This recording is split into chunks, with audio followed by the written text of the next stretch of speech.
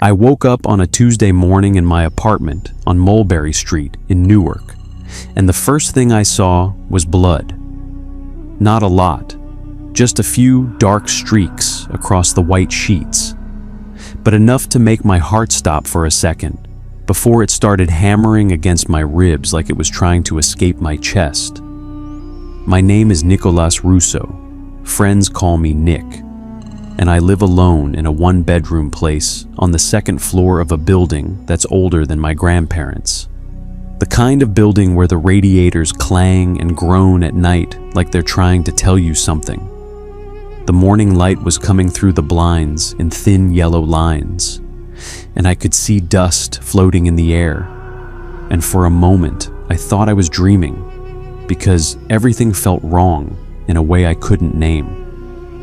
I sat up slowly, feeling stiff in a way that didn't make sense, because I always sleep like the dead, never moving, never dreaming, just disappearing into the mattress for 8 hours and coming back to the world feeling like nothing had happened.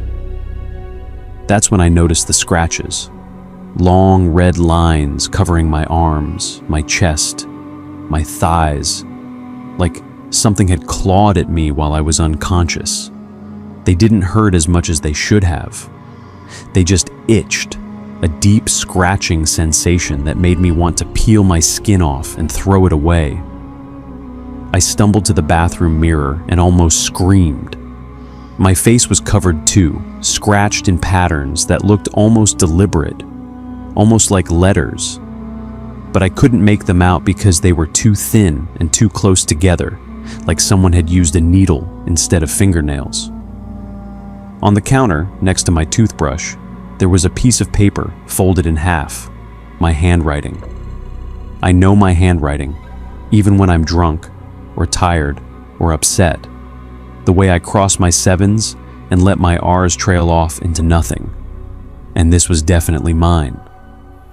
The note said 3 words. They are inside. I remember reading those words, and the world tilted sideways, and I had to grab the edge of the sink to keep from falling. I don't remember writing this. I don't remember anything from the night before, just fragments. A bad headache that started around dinner while I was eating a sandwich at my kitchen table. The feeling of being watched while I walked home from the bodega on Market Street where I buy my cigarettes and lottery tickets. The sound of my footsteps echoing off the brick buildings in a way that made me feel like someone was walking behind me.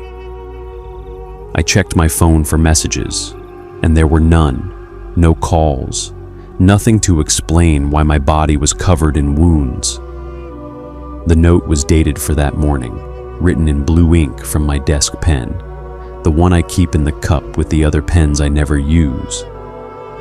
I touched the paper and felt something sticky underneath, and when I lifted it, I saw dried blood smeared across the back. My blood, probably, mixed into the ink somehow. I threw the note away, flushed it down the toilet because I didn't want to look at it anymore. Didn't want those words staring up at me from the trash. And then I stood in my bathroom for 20 minutes, washing my arms with soap until they were raw and red, until the skin was peeling and the scratches looked clean, like fresh wounds instead of something that had been festering. The scratches didn't look infected. They looked clean, almost surgical, like someone had taken great care to mark me without causing real damage, like they wanted me to survive whatever was happening. That's what scared me most. The precision of it all. The way the cuts were even and deliberate. The way they followed patterns I couldn't recognize but felt somehow familiar. Like I had seen them before in a dream I couldn't remember having. The rest of that day was a blur of small, ordinary things that felt wrong in ways I couldn't explain. Like when you're driving and suddenly realize you don't remember the last 10 minutes of the road. I called in sick to work at the shipping company where I load trucks, told them I had food poisoning. which wasn't technically a lie because my stomach was churning like I had swallowed broken glass and razor blades. I cleaned my apartment from top to bottom, looking for anything that didn't belong. Anything that might explain the scratches or the note or the headache that was still pulsing behind my eyes like a second heartbeat. I checked the locks on my windows and the deadbolt on my door, and everything was secure, exactly as I had left it the night before. The chain still on, the wooden board I keep behind the door still wedged under the handle. I found nothing. No hidden cameras, no strange substances, no sign that anyone had been inside my home except me. But I couldn't shake the feeling that I wasn't alone in that apartment, that something was watching me from the corners of rooms, from inside the closet, from behind the shower curtain, something patient and quiet that was waiting for me to stop moving, to stop looking, to go to sleep.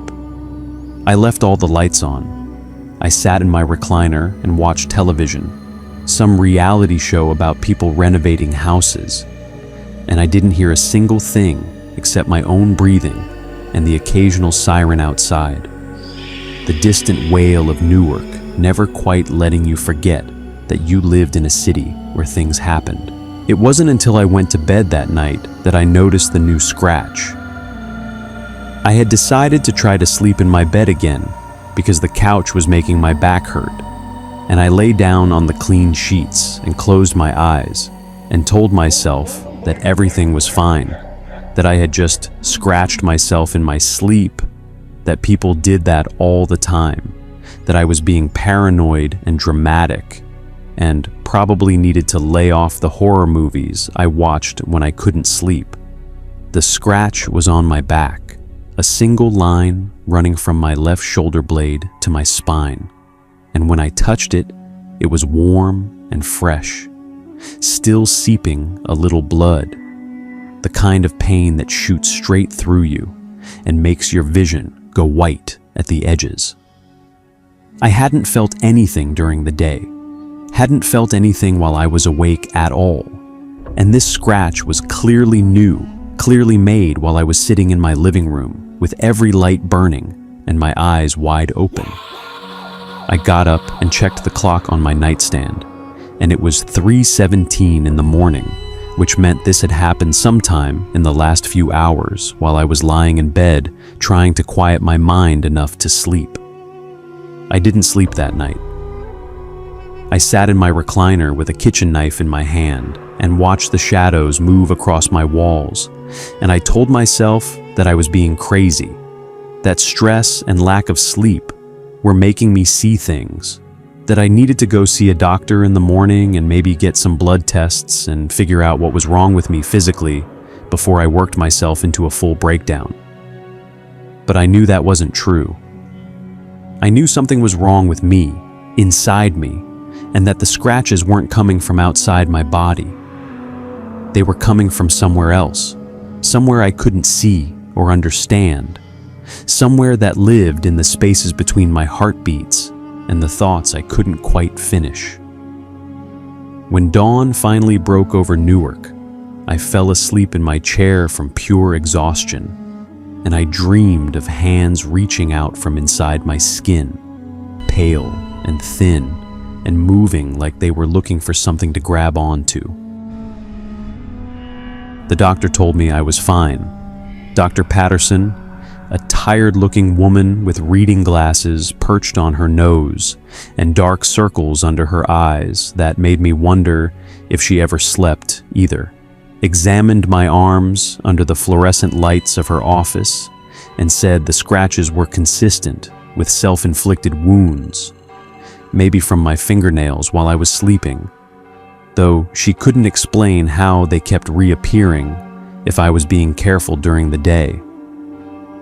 She asked me if I was stressed, if I had been having nightmares, if there was anything troubling me that I wanted to talk about, and I said no to all of it because I didn't want to sound crazy. Didn't want her to send me to a psychiatrist or put me on medication that would make me feel like I was floating outside my own body. I didn't tell her about the note, because I didn't want to sound crazy. And I didn't tell her about the scratch on my back because I had checked that morning and it was gone. Completely healed over as if it had never existed, not even a scar or a mark to prove I hadn't imagined it. She gave me a prescription for anxiety and told me to get more sleep. And I drove home from her office on Chancellor Avenue with the windows down because the air felt good against my skin, felt clean and real in a way that nothing else did. The scratches on my arms were fading already, turning from red to pink to white, healing faster than any wounds I had ever had before, faster than the time I cut my hand on a box cutter at work and needed stitches. I told myself it was a good sign, that maybe I was just allergic to something. Maybe it was some kind of skin condition that would clear up on its own with time and rest, and maybe a vacation somewhere warm where I could sit on a beach and watch the waves and pretend I didn't live in Newark, where the winters were gray and the summers were too hot, and something was always crawling under my skin. That night, I set up my phone to record while I slept. I propped it on my dresser, facing the bed, turned on the night vision mode, and pressed record with shaking hands, telling myself that this would prove there was nothing wrong, that I was just scratching myself unconsciously and I needed to clip my nails more often, or wear gloves to bed. I lay down and closed my eyes and forced myself to breathe slowly, in and out, trying to quiet the panic that was buzzing in my brain like a nest of hornets, telling myself over and over that I was safe, that nothing was in my apartment, that nothing was inside me. I fell asleep around midnight, and when I woke up at 5 in the morning, the first thing I did was grab my phone and stop the recording, my heart pounding so hard I could feel it in my throat. My arms were covered again. Fresh scratches, new patterns, more elaborate than before, almost beautiful in their symmetry if they hadn't been carved into my flesh, if they hadn't hurt in that deep, itchy way that made me want to dig my nails in and keep scratching until I reached bone. I played back the video, fast-forwarding through hours of myself lying still, breathing, twitching occasionally, and I watched the shadows shift on my wall and listened to the sound of my own snoring and the occasional creak of the building settling. And then, at 3:15 in the morning, according to the timestamp in the corner of the screen, I watched myself sit up. My eyes were open, but I wasn't awake. I was sure of that. I could see the blank emptiness in my own face that looked like a mask, or a shell, or something that was wearing my body like a costume. I watched myself climb out of bed and walk to the mirror, my movements smooth and mechanical like a robot or a puppet.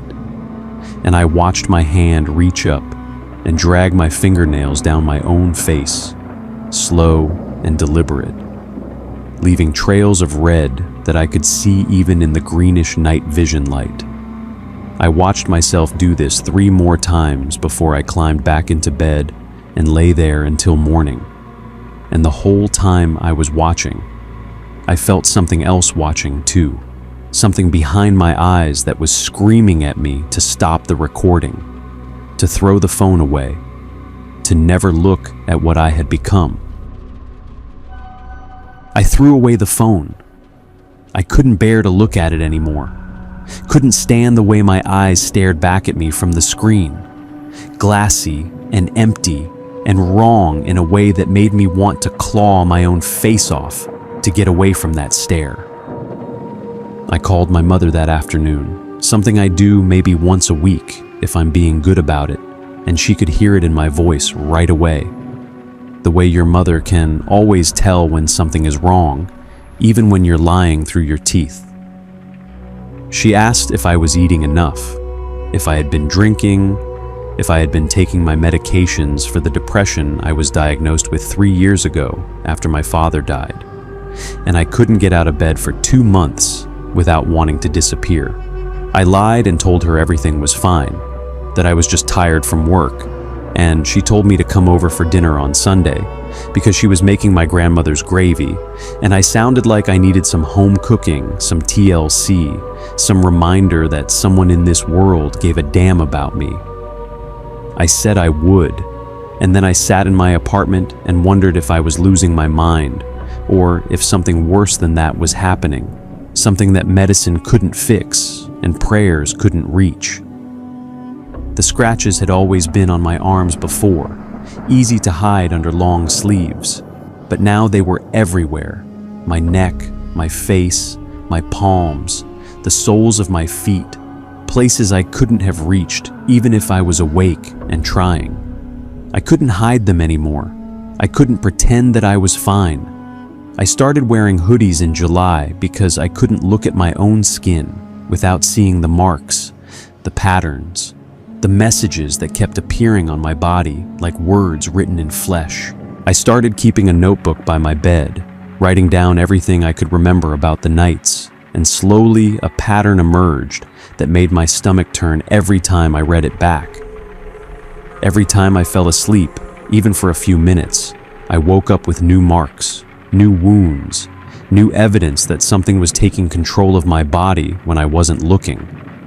But it wasn't just the scratches anymore. I started finding things, objects I didn't remember buying, food in my refrigerator that I hadn't eaten, photographs on my phone that I didn't remember taking, and I kept telling myself that I was just forgetful, just stressed, just losing track of time the way you do when you're depressed, and the days blur together into one long gray smear. There were pictures of the inside of my apartment, shots of my walls and my ceiling and my closet, always from the same angle, always from inside looking out, and I couldn't figure out why I would take photos of my own home, like some kind of real estate listing or crime scene documentation. In one photo, taken at 2:43 in the morning, according to the timestamp, I could see myself sleeping in the background, my body a dark shape under the covers, and there was something else in the frame, something standing in the corner of my room that looked like a person but wasn't shaped quite right, too thin, too tall, with limbs that bent at angles that made my eyes water when I tried to follow them. I zoomed in until the image pixelated into blocks of color and noise, and I could see what might have been eyes staring at the camera, staring at me. And I knew in that moment that I wasn't alone in my apartment. I had never been alone. Something was living here with me, and it had been watching me sleep for God knows how long. I deleted all the photos. I threw away the notebook. I moved to the couch and tried to sleep sitting up, and I felt something move inside my chest, a flutter or a twitch that wasn't my heartbeat. And I pressed my hand against my sternum and held my breath and felt it move again, pushing against my ribs from the inside like a tiny fist trying to get out. The note appeared again on Saturday morning, sitting on my kitchen counter where I always leave my keys. And I knew before I even picked it up what it was going to say, because those 3 words had been echoing in my skull for days, like a warning or a threat or a promise. I didn't have to unfold it to know what it said. I knew because I had written it during those hours I couldn't remember, using a hand that wasn't quite mine, a hand that moved with purpose and precision while I lay somewhere deep inside myself, watching and screaming and unable to wake up. They are inside, but this time there was something else. A second line underneath in handwriting that was messier, more urgent, like someone had been fighting to take the pen from my fingers and write their own message. Let us out. I laughed when I read it, a high cracking sound that didn't sound like me at all, and I realized I was crying because my face was wet and my chest was heaving, and I couldn't stop, couldn't catch my breath, couldn't figure out if I was laughing or sobbing, or both at the same time. Let them out. Let what out? What had I been carrying inside me all this time without knowing, growing and multiplying and waiting for the right moment to emerge? I went to my bathroom and looked in the mirror and tried to see myself clearly through the scratches and the fear. And I wondered how long I had been sharing my body with something else, how long they had been growing inside me, feeding on me, using me as a home while I went about my daily life, buying cigarettes and lottery tickets and eating sandwiches at my kitchen table. I felt it move again, lower now, in my stomach, and I put my hand on my abdomen and felt a kick, a tiny pressure from within, and I knew that whatever was living inside me was getting stronger, getting bigger, getting ready for something I wasn't prepared to face. I haven't left my apartment in 4 days. I haven't slept. Not really, because every time I close my eyes, I feel them moving, multiplying, spreading through my bloodstream like roots through soil, looking for water and nutrients and a way to reach the surface. The scratches cover every inch of my skin now, and they're not just scratches anymore. They look like writing, like language, like instructions for something I don't understand, symbols that seem to shift and change when I'm not looking directly at them, letters in an alphabet that never existed until someone carved it into my flesh. My mother called today, twice, and I didn't answer because I don't know what I would say to her. Don't know how to explain that her son is disappearing piece by piece and something else is taking his place, something that watches through his eyes and scratches messages into his skin and whispers in his ear when the apartment is quiet. I don't know what I would say to anyone. The thing inside me is getting louder, or maybe I'm just getting better at hearing them, finally tuning into a frequency that's always been there just below the threshold of conscious thought. They whisper when I breathe. They hum when my heart beats. They scream when I try to scream, and I'm starting to understand their language now, starting to hear what they're trying to tell me. Tonight, I'm going to try to sleep one more time, and maybe when I wake up, I'll be empty, finally free of whatever has been living inside me all this time. Or maybe I'll be full of something new, something that looks like me but isn't. Something that's been waiting for this moment to open its eyes for the first time. The note is still on my counter, but I know what it's really saying now, what it was always saying, what the scratches have been spelling out on my skin since this all began. They are inside. And tomorrow, when the sun comes up over Newark and the city wakes up and life goes on like it always does, I won't be. There won't be a Nick Russo left to answer his mother's calls, or buy his cigarettes, or eat his grandmother's gravy on Sunday nights.